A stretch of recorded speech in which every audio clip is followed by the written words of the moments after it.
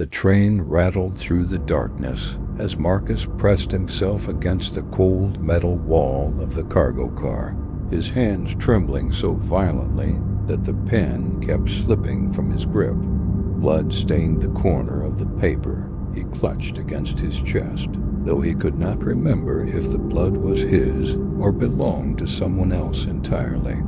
3 rules, he whispered into the blackness, his voice barely audible above the screaming wheels.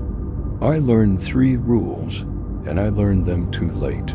He forced himself to write because writing meant remembering, and remembering meant he still existed. The circus wanted him to forget. The circus always wanted them to forget. Outside the cargo door, something scratched against metal, a slow, deliberate sound that moved from one end of the car to the other. Marcus held his breath and pressed his body flatter against the wall, making himself small, making himself invisible. The scratching stopped. He waited 60 seconds, then 90. Then he exhaled and returned to the paper. If you're reading this, he wrote, you need to understand that I'm not crazy. I know how this sounds. I know that normal people don't hide in train cars and write desperate letters to strangers. But I need you to believe me, because somewhere out there the circus is still standing. The tents are still up, and they're always looking for new workers. The scratching returned closer now. Marcus closed his eyes and thought about how it all began. 6 months earlier, Marcus stood in the ruins of what had been his life. The Wandering Wonder Carnival stretched before him in pieces, canvas torn and scattered across muddy ground, wooden booths splintered like broken bones. The storm had come through at 3 in the morning, and by dawn there was nothing left. 18 weeks, Marcus said to no one, his voice hollow. 18 weeks of work, and now what? He kicked at a piece of debris and watched it tumble into a puddle. His boots were soaked through. His jacket offered no warmth, and the last real meal he remembered eating had been 2 days ago. Maybe 3. The carnival boss had vanished some time during the storm, taking the cash box and every cent Marcus was owed. Nobody knew where he went. Nobody seemed surprised that he was gone. Story of my life, Marcus muttered. He wandered through the wreckage, stepping over broken game wheels and shattered prize displays. A stuffed bear lay face down in the mud, its synthetic fur matted with rain and dirt. Marcus picked it up, stared at its blank button eyes, and felt something crack inside his chest. His father's voice echoed in his memory, distant and disappointed. You could have been something, Marcus. You had the brains for it. You had the chance. But chances cost money, and money required stability. And stability was a foreign concept when you spent your life chasing carnivals across the country. Marcus had been doing this for 4 years now, ever since the factory closed, and the apartment became too expensive, and the woman he thought he loved decided she wanted something better than a man with empty pockets and a high school diploma. He dropped the bear and kept walking. The other workers huddled near an overturned trailer, passing around a bottle of something cheap and strong. Marcus recognized their faces, but not their names. That was the nature of carnival work. People came and went like weather, and getting attached only meant getting hurt. You gonna stand there all day? One of them called out.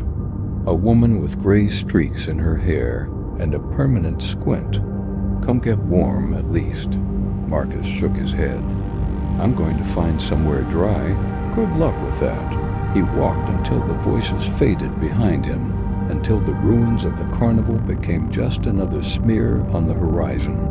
The road stretched empty in both directions, wet asphalt gleaming under the gray morning light. Marcus had walked roads like this before, he would walk them again. That was when he saw the man. The stranger stood at the edge of the tree line, perfectly still, as if he had been there for hours, maybe years. He wore a red coat that fell past his knees, the color so vivid against the gray landscape that Marcus had to blink twice to make sure he was real. "Rough night," the man said. Marcus stopped walking. "Who are you?"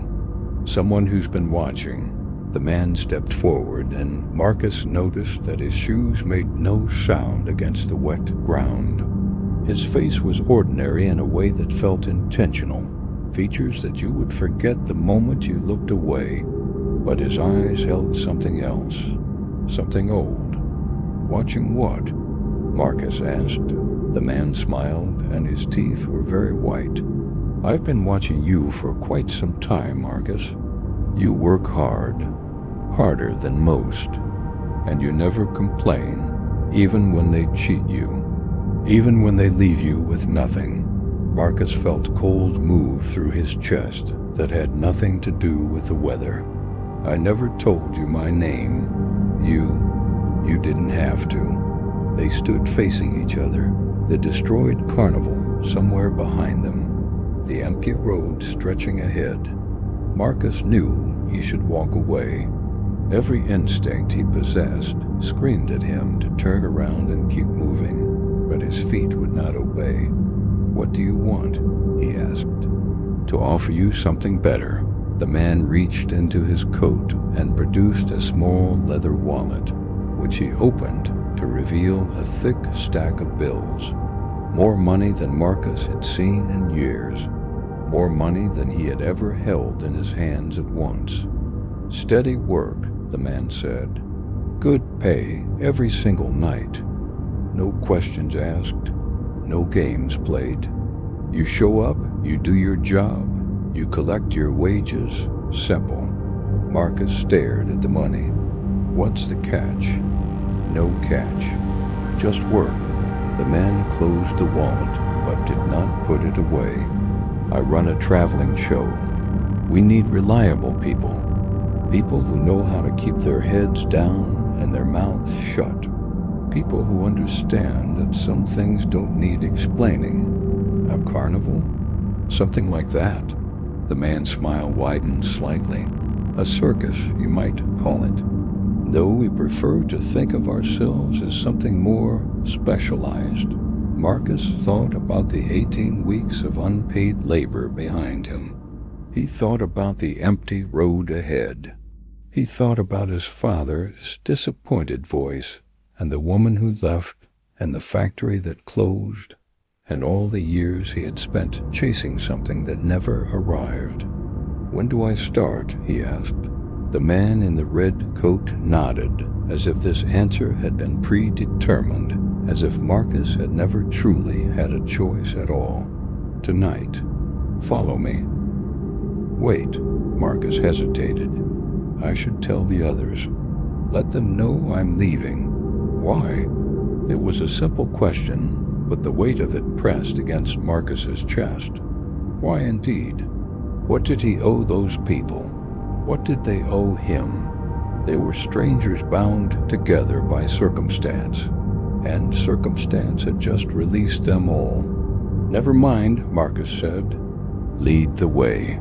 They walked together through the trees, leaving the road behind. Marcus did not look back. He did not say goodbye. He simply walked, and with every step the world he knew grew smaller and smaller until it disappeared entirely. The man in the red coat talked as they moved through the forest, his voice smooth and easy. "You're wondering if this is real, if I'm real, if the money is real." The thought crossed my mind. Smart. Skepticism is healthy.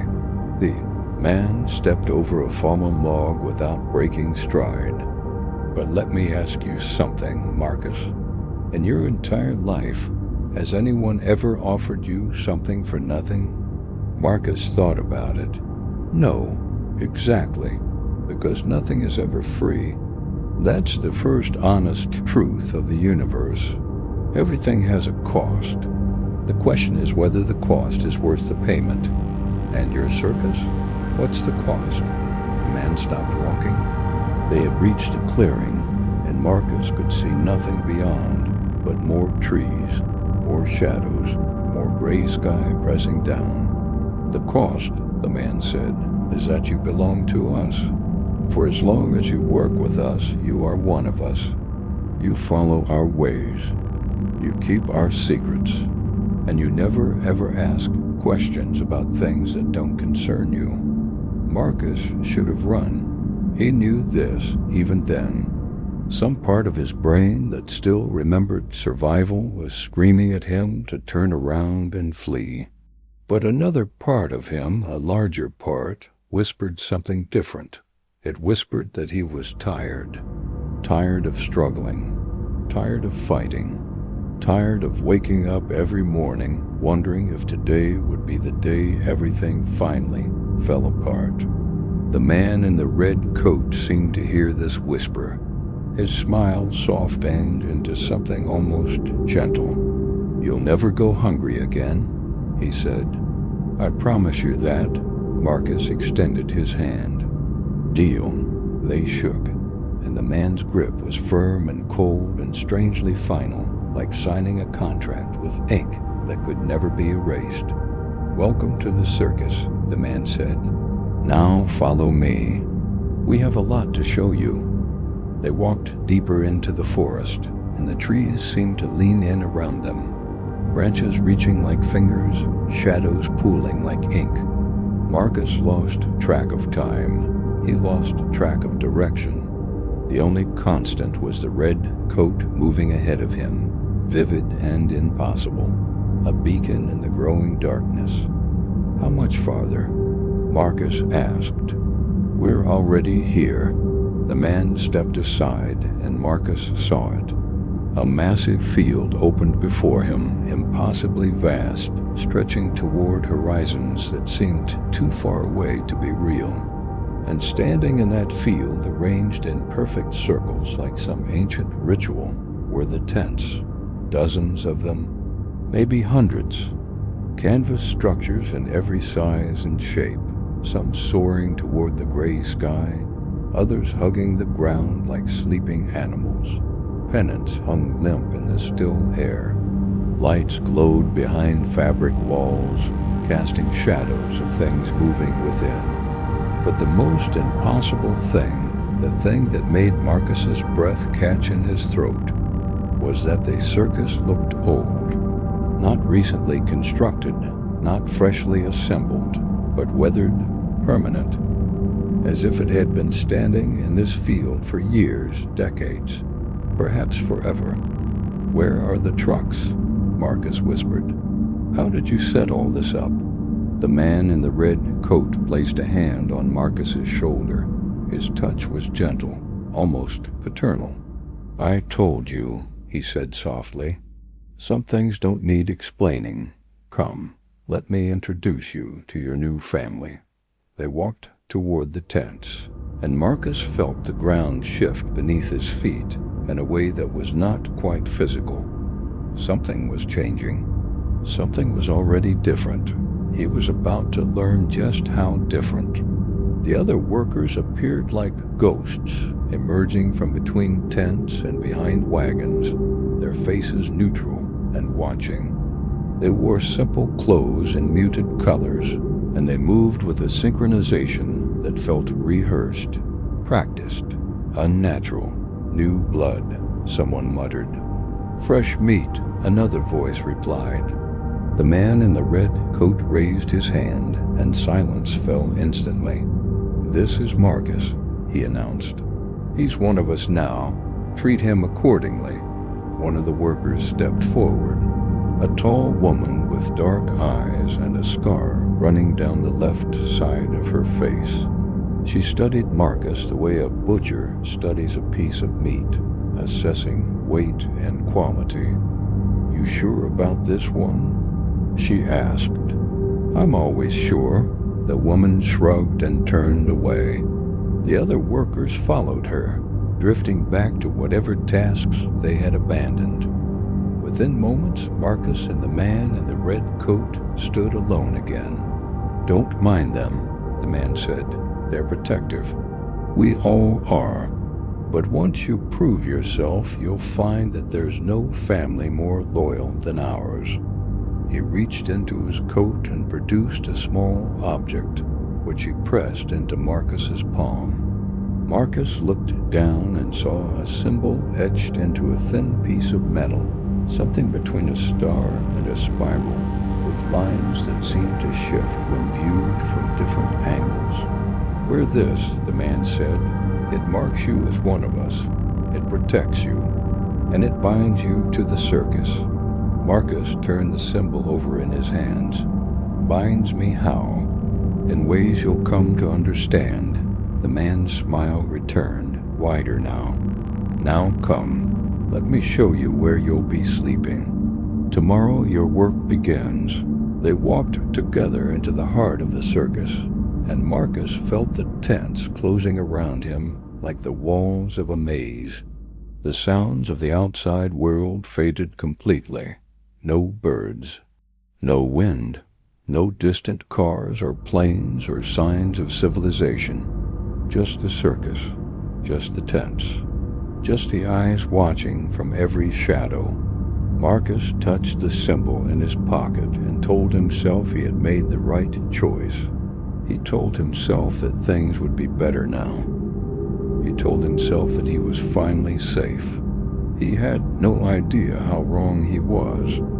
That night, lying on a thin cot in a tent that smelled of old canvas and something faintly sweet, Marcus dreamed of drowning.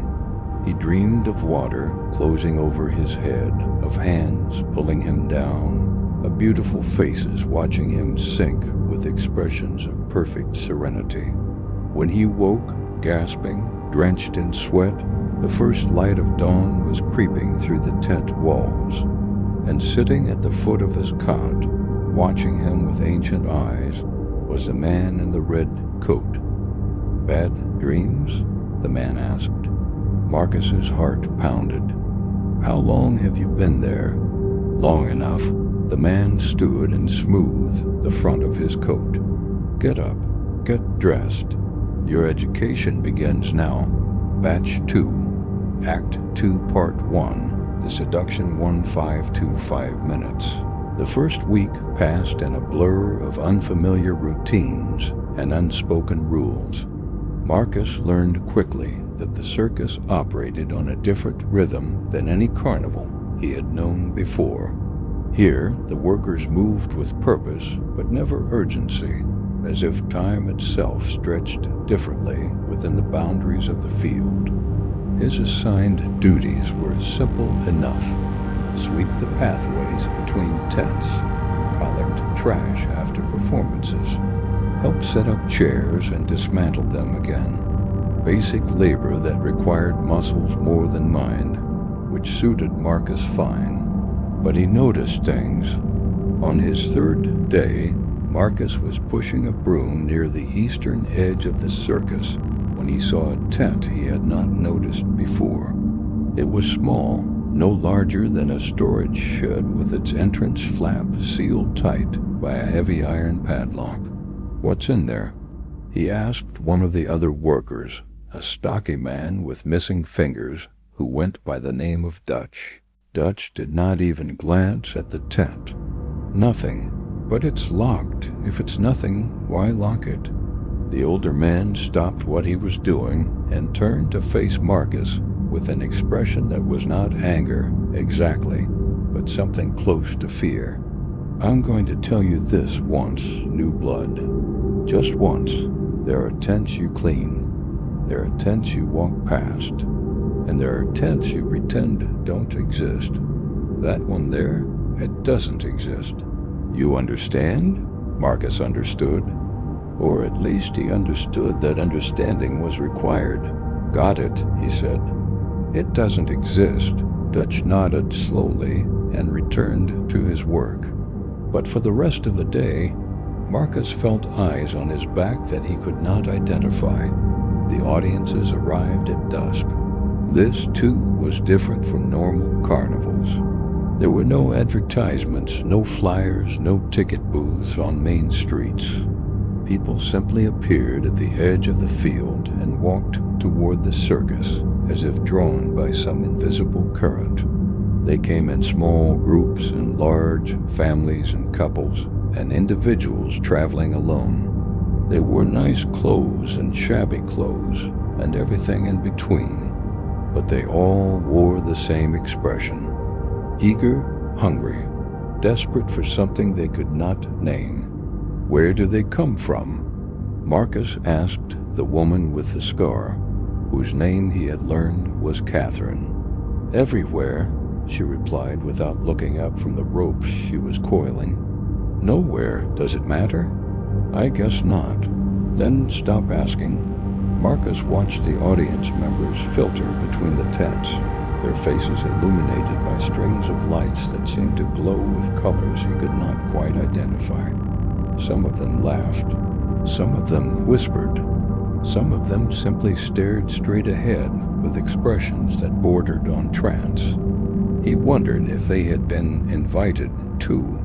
He wondered if a man in a red coat had appeared. The performances were spectacular moments, Marcus offering salvation in exchange for something they didn't understand, and what he saw made his breath catch. Acrobats who seemed to defy gravity, contortionists who bent in ways that should have been fatal, illusions so convincing that the line between trick and reality dissolved entirely. And then there were the performers themselves.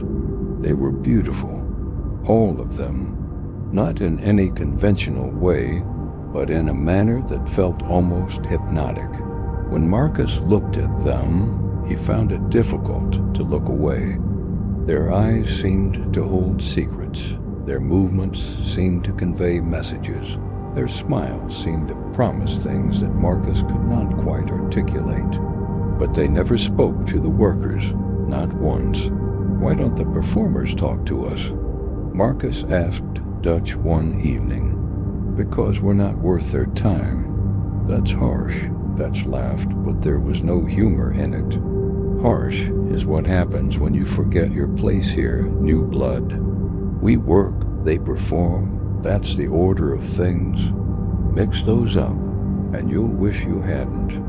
The first payment came on his 7th night. The man in the red coat appeared at Marcus's tent just after midnight, carrying a small leather pouch that clinked when he moved. Your first week's wages, he said, pressing the pouch into Marcus's hands. Count it if you like.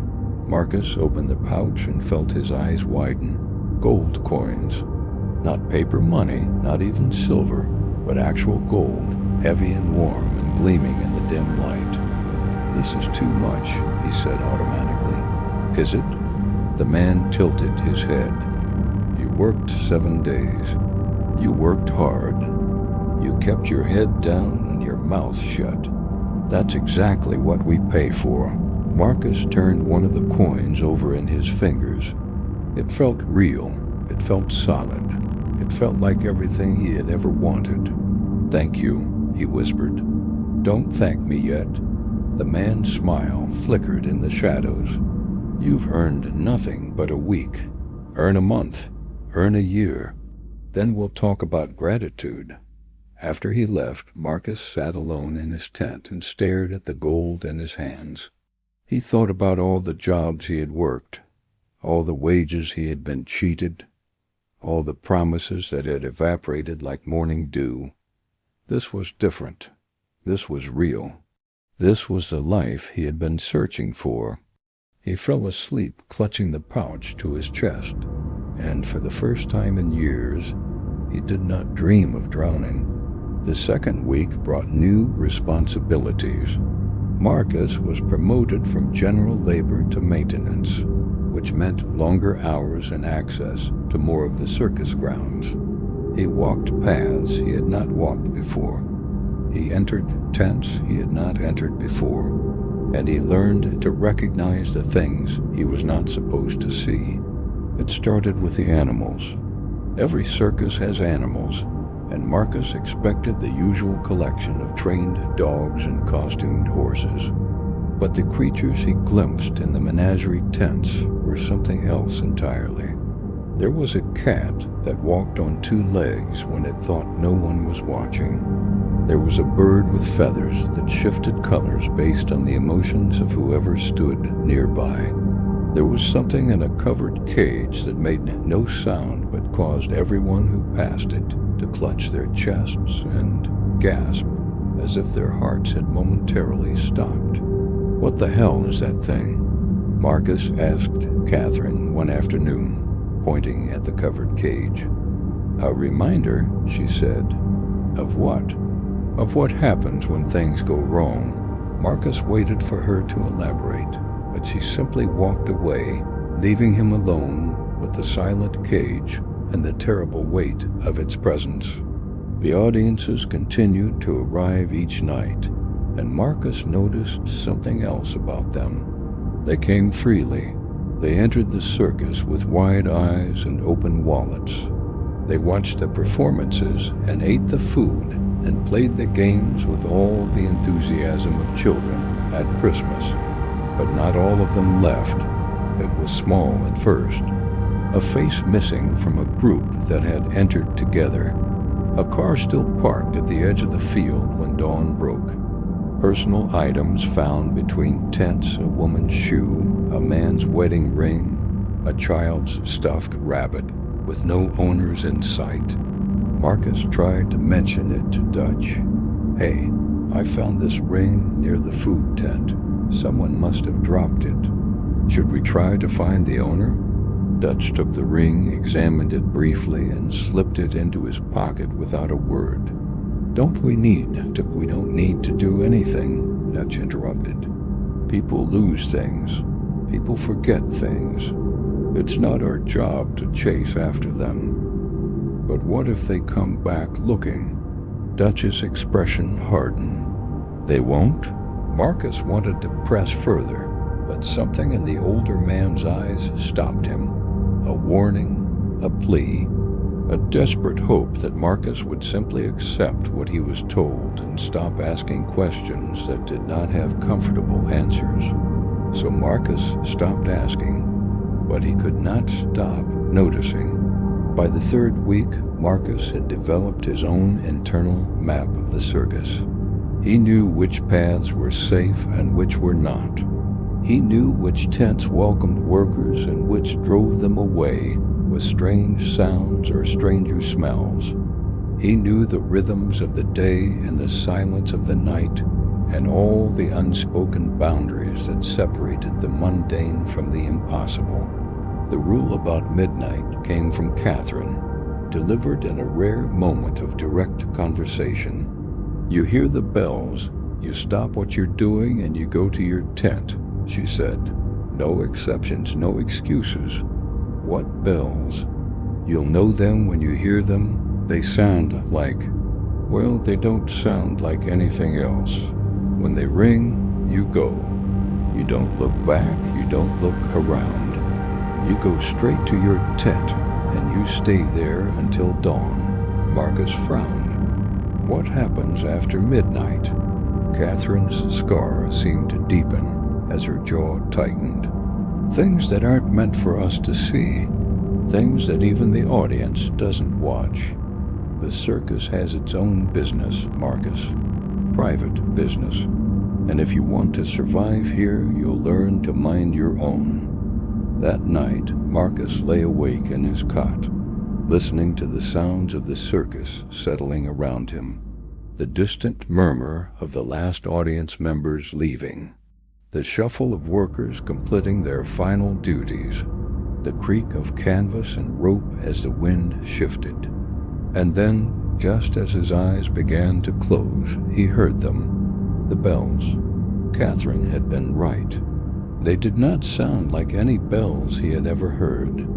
The tone was deep and resonant, but also somehow thin, as if it came from very far away and very close at the same time. It vibrated in his chest and made his teeth ache and filled his head with a pressure that was almost physical. Marcus squeezed his eyes shut and pulled his blanket over his head. Through the thin canvas of his tent he heard movement, footsteps that were not quite human, voices that spoke in languages he did not recognize, laughter that rose and fell like waves crashing against rocks. Something scraped against the outside of his tent, a slow, deliberate sound that moved from one end to the other. He did not move. He did not breathe.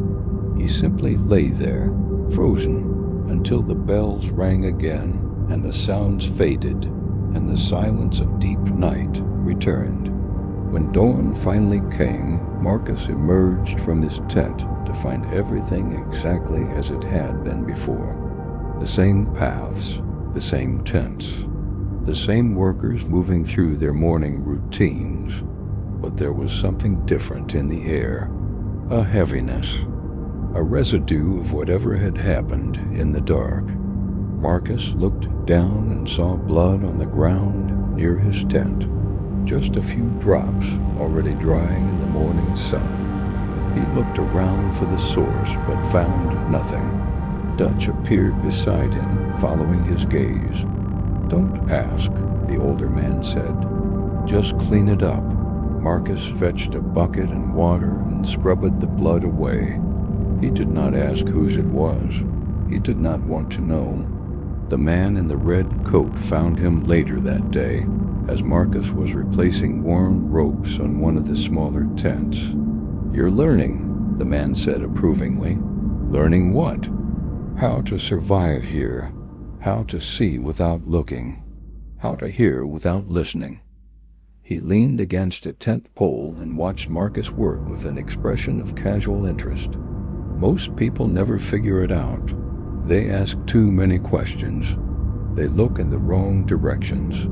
They break the rules because they don't understand that the rules exist for their protection. Marcus tied off a rope and straightened. "You never told me there were rules." "Didn't I?" "No, Catherine did. Dutch did. But you never said anything." The man in the red coat smiled, and something in that smile made Marcus's stomach turn. The important rules are never spoken aloud. They're understood, absorbed, learned through experience rather than instruction. He pushed away from the tent pole and stepped closer. "You're doing well, Marcus. Better than most. Keep it up and you might actually make it." "Make it?" "Through the first year. That's when we'll know for certain that you're one of us." He turned and walked away before Marcus could ask what happened to the ones who did not make it through the first year. But somehow Marcus suspected he already knew. That night the audience was larger than usual. They filled the main tent to capacity and spilled over into the auxiliary viewing areas, their faces upturned and eager, their wallets open and ready. Marcus watched them from the shadows, studying their expressions, trying to understand what drew them here. A woman nearby caught his eye. She was middle-aged, well-dressed, with jewelry that sparkled in the circus lights. But her face was haggard, her eyes rimmed with dark circles, her hands trembling slightly as she clutched her purse. "First time?" Marcus asked before he could stop himself. The woman startled, then relaxed when she saw his workers' clothing. "Yes, I heard about this place from a friend. She said it changed her life." "How so?" The woman's eyes drifted toward the main tent, where the sounds of an ongoing performance filtered through the canvas. "She said she found peace here, real peace. For the first time in her life, she turned back to Marcus with a desperation that made him uncomfortable. "That's all I want. Just a little peace. Just a moment where everything doesn't feel so heavy." Marcus nodded slowly. "I hope you find what you're looking for." The woman smiled gratefully and hurried toward the main tent, disappearing into the crowd. Marcus never saw her again. He looked for her as the night wore on, scanning faces in the crowd, checking the paths between tents. But she had vanished, as if the circus had simply swallowed her whole. When he mentioned it to Dutch, the older man just shrugged.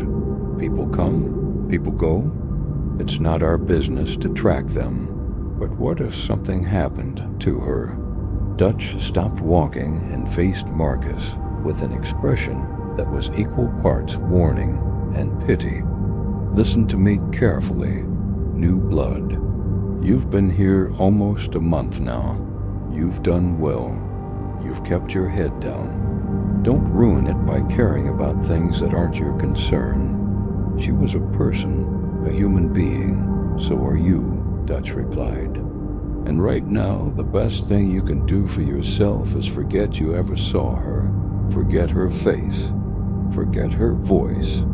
Forget everything about her except the lesson. What lesson? Dutch leaned closer, his voice dropping to a whisper. The circus takes what it needs, always has, always will. Your only job is to make sure it doesn't need you. He walked away without another word, leaving Marcus alone with the memory of a desperate woman and the terrible suspicion that he would never see her again. The water tank appeared on Marcus's 5th week. He had been assigned to clean an area behind the main tent, a section of the circus he had never explored before. The ground there was different, softer, damper, as if something beneath the surface was perpetually wet. The air smelled of salt and something else, something organic that made Marcus think of the ocean, despite never having been near one. And then he saw it. The tank was enormous, easily 30 feet tall and twice as wide, constructed from glass panels held together by riveted steel frames. Water filled it to the brim, crystal clear and impossibly still, without a single ripple to suggest movement. But there was movement. Inside. Marcus approached slowly, his cleaning equipment forgotten in his hands. The closer he got, the more details he could make out through the glass. Shapes floating in the water, figures drifting between shafts of light that seemed to come from nowhere. They were beautiful. That was his first thought, instinctive and overwhelming. The creatures in the tank, he could not call them anything else, were the most beautiful things he had ever seen. Their skin gleamed like mother of pearl. Their hair floated around them in clouds of black and gold and copper. Their features were perfect in a way that seemed almost mathematical, as if someone had taken the concept of beauty and stripped away everything that was not essential. And their eyes were empty. Not blind, exactly. The creatures could clearly see. They tracked movement outside the glass with precise, predatory attention, but there was nothing behind those eyes. No soul, no consciousness. Just a vast and terrible emptiness that seemed to pull at Marcus like a physical force. Beautiful, aren't they? Marcus spun around to find the man in the red coat standing behind him, hands clasped behind his back, expression serene. "What are they?" Marcus whispered. "Old things, very old. Older than this circus, certainly. Older than most of the stories humans tell." The man moved to stand beside Marcus, both of them facing the tank. They've had many names over the centuries. Sirens, mermaids, water spirits. But we simply call them what they are. And what's that? Hungry. Marcus felt cold move through him. Hungry for what? The man in the red coat did not answer immediately. Instead, he gestured toward the tank, where one of the creatures had drifted closer to the glass. Up close, Marcus could see details he had missed before. The slight webbing between its fingers, the rows of tiny, needle-sharp teeth behind its perfect lips. The way its beautiful skin seemed to shimmer with something that was not quite natural light. "They eat?" Marcus asked. "Everything eats. But what do they—" "You're asking questions again," the man interrupted gently. "I thought we discussed this." Marcus swallowed hard. I'm sorry, I've never seen anything like them before. No, you wouldn't have. The man turned away from the tank and began walking. Come, I'll show you something else. They walked together through the back areas of the circus, past tents Marcus had never entered and wagons he had never noticed. The creatures in the tank seemed to watch them go, their empty eyes tracking their movement until distance and canvas blocked the view. The circus provides many services, the man in the red coat explained as they walked. Entertainment, certainly. Escape from the mundane. A chance to see wonders that exist nowhere else in the world. He paused beside a dark red tent with symbols Marcus did not recognize sewn into its fabric. But we also provide something more specialized for clients who can afford it. What kind of clients? The wealthy, the powerful, the desperate. The man smiled slightly. Often all three at once. He pulled back the tent flap and gestured for Marcus to enter. Inside, the space was arranged like a comfortable sitting room, with plush chairs and soft lighting and a small table set with crystal glasses. But one wall was nothing but glass, and through that glass Marcus could see the water tank from a different angle. Private viewings, the man said, for our most exclusive guests. They'd come here to watch. Sometimes they come here to do more than watch. Marcus's throat felt dry. More? If you've made it this far, don't close the tent yet. This is where the circus stops offering comfort and starts collecting what it's owed. Part 2 is coming in the next upload, and that's where Marcus learns the third rule the hard way. Subscribe and turn on notifications so you don't miss it. And comment 3 rules so I know you're still you, before the circus convinces you to forget.